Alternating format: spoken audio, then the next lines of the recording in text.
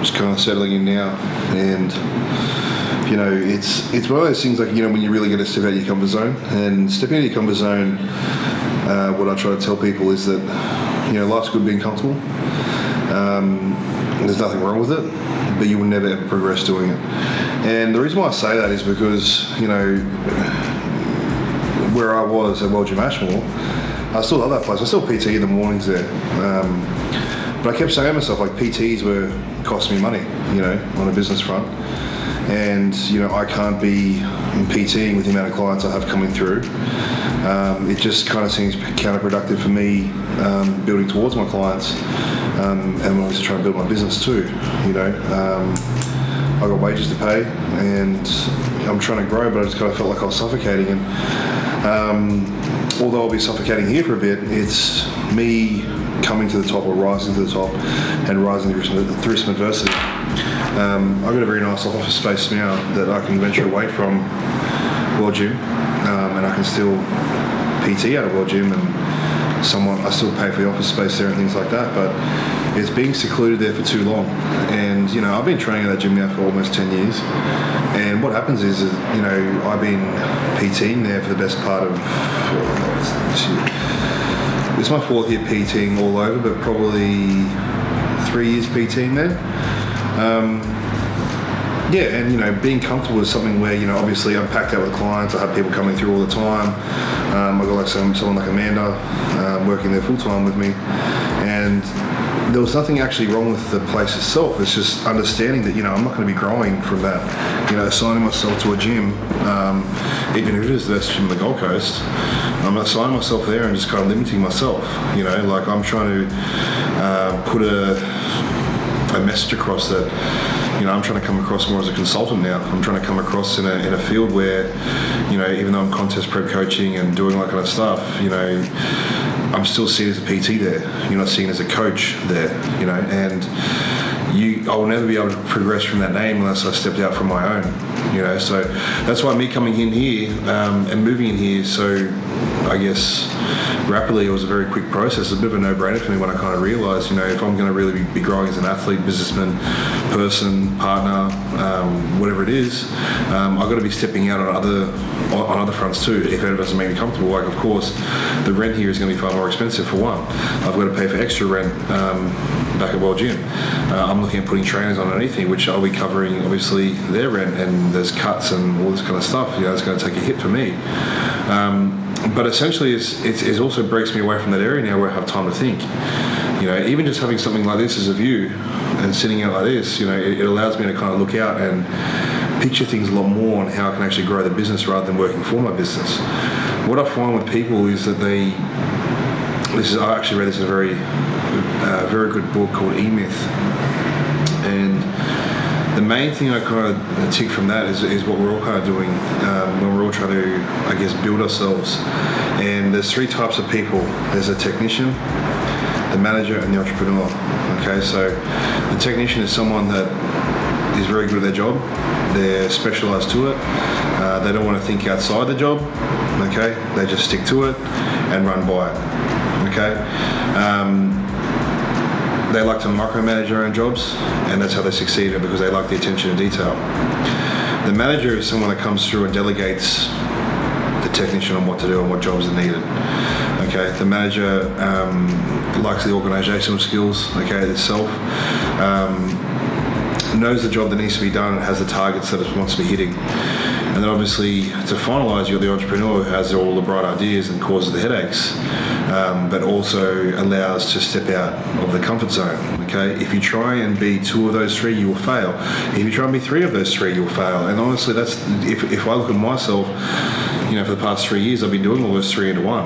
And that's why people probably look at me and say, why are you spending so much money on staff when you can do it yourself?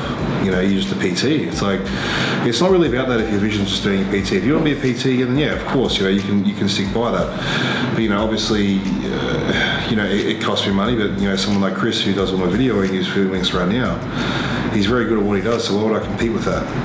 It's not that I'm lazy. It's just I pay him for what he's very good at and he's an expert at, and he makes me look very, very good and professional, across all my social media boards. Okay, so why wouldn't I pick someone that's good at doing that? So with Amanda, she loves her organizational skills. She's from an accounting background as well. Okay, so me, again, I could do these things myself, but these are extra man hours with things I'm not too familiar with or good at, which is going to take me a whole lot more time to learn, which is such puts me back. But I could be looking at forward and getting ahead and being more productive in what I'm actually good at, the coaching side, the mentoring side, the PTing side, and of course what I'm actually doing all this for is my pro bodybuilding career. How can I step back and train more? How can I step back and focus on getting myself ahead so I can become a Mr. Olympia one day? And people might laugh and say, oh yeah, you're the Mr. Olympia, whatever, fat chance. It's like, yeah, well, it's also a fat chance that you ever see a PT walking around with a full-time assistant and a full-time videographer. It's also very rare that you see a PT walking around with 3 trainers working underneath him. So am I really bragging about to you guys what I'm trying to do? No, not at all. Okay, it's the vision that I see myself coming forward to, and a lot of people might think that I'm actually very successful and killing it as a PT. Like, you got to spend money to make money. If you guys looked at what I'm earning and what I take home after every week, trust me, it's nothing special. But long term, I see the benefits long term. Also, I might not be paying myself a wage. Long term, I see the vision in coming forward. It's so easy to talk about when I've seen so many people in the industry that I've worked with, worked against, competed with, whatever. And they're still doing the same shit, and that's always been my biggest fear. I never wanted to be, past the age of 30, 35, doing the same thing for 10 years, hating what I do. Like, if you are a garbage truck driver, as I said, and you've been doing it for 20 years and you love it, good on you. Like, you can't buy happiness. If someone makes you happy, that's what makes you happy. But, long term, I got a lot of big goals set in mind, and, unfortunately, you got to be spending money to make money, and that puts me in a very uncomfortable situation, because when you're living a nice lifestyle, everyone knows, if you're a bodybuilder, it's not a very cheap sport, if you know what I mean. So when I've got to be putting all those factors into place too to compete at my best at all times, they're the steps you've got to take, they're the leaps you've got to take. And everyone can always talk about the leaps of faith that they want to take and this and this and this. Look, I'm sorry, but from what I hear and the people out there talking about their leaps of faith, fucking nothing, okay? For me, myself, when I take a look at leap of faith and where I'm sitting right now, I love those challenges. I look at those things and I sit there and I say, fuck yeah, I'm waiting for something else bad to happen, because people might see it in a negative way, but when all these things that I haven't accounted for, even just moving in here, there's going to be stuff that's going to fucking shoot up straight in my face, and I can't wait for that to happen. The old me was like, fuck, we got to make sure of this, make sure of that. But now I come in head first, and I want these things to be happening soon, because it's only going to make me better as a person to grow. And that's what people forget about when it comes to training your body, training your mind, and learning how to get out of uncomfortable situations. You have to get enjoyment out of it. When a problem comes, you have to be looking at it and saying to yourself, fuck, why did this happen to me? That's what everyone says, why did this happen to me? You got to be looking at like saying, well, this is another chance for me to grow. This is another chance for me to surpass this. Yeah, it's a pain in the ass, but I've got to surpass it. So sitting here with my initial thoughts for you guys on how I guess I'm trekking along, moving into my new office space, it's very exciting for me. I get to build a brand, and the vision is one step closer. But as far as getting started, I think this whole series in line, I've been coasting for a bit with you guys and just trying to keep content coming through to you.